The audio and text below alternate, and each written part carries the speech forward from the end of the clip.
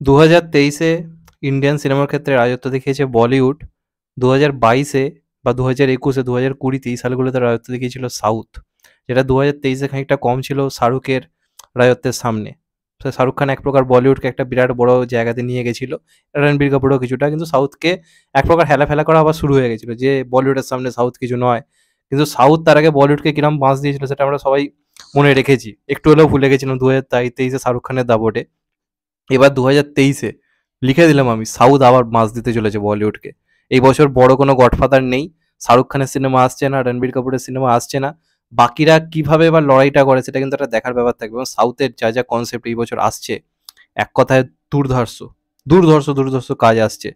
এবং আজকে একটা গ্লিমস দেখলাম আমি, টিজার, বেসিক্যালি গ্লিমস বা টিজার যাই বলো না কেন, সেটা হচ্ছে দেবরা, যেটা জুনিয়র এনটিআর আপকামিং কাজ। টি সিরিজে হিন্দির ভার্সানের এটাও এসছে। কি করেছে ভাই, কি করেছে! অ্যানিমেল নিয়ে আমরা ভায়োলেন্স ভায়োলেন্স করছিলাম, সাউথ দেখাচ্ছে ভায়োলেন্স কাকে বলে। একজন এক একজনকে ছাপিয়ে যাচ্ছে। কদিন আগে ক্যাপ্টেন মিলারের যে ট্রেলারটা এলো সেটা দেখে জাস্ট তাক লেগে গেছিল। আজকে আবার একটা ট্রেলার দিলাম দেবরার, এটাও ভাই কাঁপিয়ে দেবে। জুনিয়র এনটিআরের এমনি ট্রিপল আর এর পর জুনিয়র এনটিআরের এটা সব থেকে বড় সিনেমা আসছে। এবং এনটিআরের এই মুহূর্তে জনপ্রিয়তা হিউজ। লোকে রামচরণের থেকেও এনটিআরকে পছন্দ করে ট্রিপল আর এর সময়, আমার মনে আছে এখনো। এনটিআরকে নিয়ে বেশি কথা হয়েছিল। আমার যদিও দুজনকেই সমান লেগেছে, কিন্তু লোকে কোথাও কি এনটিআরকে বেশি পছন্দ করেছিল। আর সেই যে ভালো লাগা লেগে রয়েছে, তার প্রভাব এখনো রয়েছে। দেবরা নিয়ে লোকে প্রচন্ড পরিমাণে এক্সাইটেড।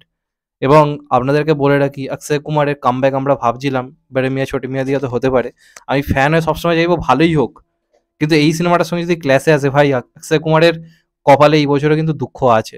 কারণ এই বছর অক্ষয় কুমারের সবচেয়ে বড় সিনেমা হচ্ছে বড় মিয়া ছোট মিয়া, যেটা আসছে ঈদেতে, 5th এপ্রিল সম্ভবত টাইম। আর এইটারই তো রিলিজ ডেট যা দেখতে পাচ্ছি, ওই একই টাইম, মানে বেসিক্যালি যা বুঝতে পারছি, হয়তো এক সপ্তাহ হয়তো হেরফের হয়তো হবে। তো এইটা যদি কোনোভাবে ক্লিক করে যায়, তাহলে কিন্তু ভাই বিএমসিএম কিন্তু চাপে পড়বে। কারণ এটা এই ধরনের কনসেপ্ট লোকে যখনই সাউথ থেকে দেখে আসছে, লোকে আগে এইগুলো দেখার জন্য ঝাঁপিয়ে পড়ে। সেখানে বলিউডে কত বাজেট, একটা শাহরুখ খান যখন করছে তখন ব্যাপারটা আলাদা হচ্ছে, কারণ শাহরুখ খান এত বছর পর কামব্যাক করেছে। অক্ষয় কুমারকে কিন্তু লোকে অনেকটা এখন হেলাফেলা করা শুরু করে দিয়েছে। তো সেখানে দাঁড়িয়ে একটা ফাঁকা মাঠে গোল দেওয়া এখন অক্ষয় কুমারের জন্য বেশি প্রয়োজন ছিল। সেখানে যে একটা দেবরার মতো সিনেমা আছে, লড়াই কিন্তু এবার ভয়ঙ্কর হতে চলেছে, ভয়ঙ্কর কিন্তু হতে চলেছে। তো যদি আমি এখন গ্লিমসটা নিয়ে কথা বলি, আমার কিন্তু দুর্ধর্ষ লেগেছে। একটা সমুদ্রের পাড় দেখানো হচ্ছে, যেটাকে বলা হচ্ছে মৃত্যুর, মানে রক্তের সমুদ্র, লাল সমুদ্র বলা থাকে। কারণটা কি? ও সবাইকে ছালাফালা করে দিচ্ছে আর পুরো রক্তাক্ত হয়ে যাচ্ছে এটা।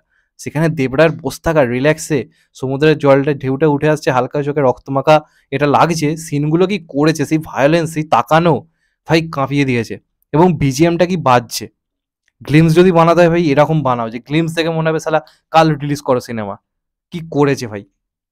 এটাই কিন্তু সাউথ, এই বছর সাউথ খেলা দেখবে। আপনারা ভুলে যাচ্ছেন আর কি সিনেমা রয়েছে, পুষ্পা 2 রয়েছে, কান্তারা 2 রয়েছে, নামগুলো কাফি, নামই কাফি। তো জানি না বলিউড এই বছর কিভাবে সারপ্রাইভ করবে, কারণ বলিউড এই বছর প্রথম সবচেয়ে বড় সিনেমা ফাইটার, যেটা কিন্তু হাইপ বিন্দুমাত্র নেই। তার থেকে বেশি হাইপ এখন গুন্টুর কারাম, তার থেকে বেশি হাইপ এখন ক্যাপ্টেন মিলারের হয়ে যাচ্ছে। তো এই বছর কিন্তু বলিউডের জন্য আবার মনে হচ্ছে একটা বিরাট লড়াই কিন্তু সম্মুখীন হতে চলেছে। আগেরবার শাহরুখ খান ছিল, চেপে দিয়েছিল। এবার শাহরুখ খান নেই, সাউথ আবার ঢুকছে কিন্তু ভাই নিজেদের সেরা সেরা কাজ নিয়ে। তো এবার কিন্তু সাবধান হতে হবে সত্যি কথা বলতে গেলে। এই গ্লিমসটা যদি বলি এক কথায় দুর্ধর্ষ হয়েছে। সিনেমা দেখার জন্য একটা এক্সাইটমেন্ট করছে, এবং আমার বিজিএম অ্যাকশন সিকোয়েন্স যেটুকু যা রয়েছে দারুণ লেগেছে। এবং হিরোর যে অ্যাপিয়ারেন্স যেরমভাবে হওয়া উচিত, মানে হিরো বা ভিলেন যেভাবে, মানে দেখুন এরম হিরোরা সবাইকে মেরে কেটে ফেলছে, এরম জিনিস তো আমরা বহুবার দেখেছি, কিন্তু এখানে যেটাকে মানে যেভাবে প্রেজেন্ট করা হচ্ছে, সেটা ভাই তাক লাগিয়ে দেওয়ার মতো, সেটা ভাই আকর্ষণ করছে সিনেমাটা দেখার জন্য। এবার স্টোরি কিরম কি হয়, স্টোরি তো মনে হচ্ছে খুব ইন্টারেস্টিং হবে, যেরকম যা বলছে, যেখানে মাছের থেকে বেশি সমুদ্রে রক্ত দেখা যায়। তো এর থেকে বোঝা যাচ্ছে যে চরম ভায়োলেন্স থাকতে চলেছে সিনেমার মধ্যে। এমনিতে এটা নিয়ে প্রচুর আলোচনা হচ্ছিল, তো দেখা যাক ফাইনালি কেমন হয়। তোমাদের কেমন লেগেছে গ্লিমসটা অবশ্যই কমেন্ট করে জানাও। আর যদি চ্যানেলটা নতুন হয়ে থাকো, চ্যানেলটাকে সাবস্ক্রাইব করে দিন, কেটে বেল আইকন। ভালো থেকো সবাই, টেক কেয়ার, নমস্কার। আবার দেখা হবে এখন, তো ভাই সবাই ভালো থেকো, সুস্থ থেকো, নমস্কার, টেক কেয়ার।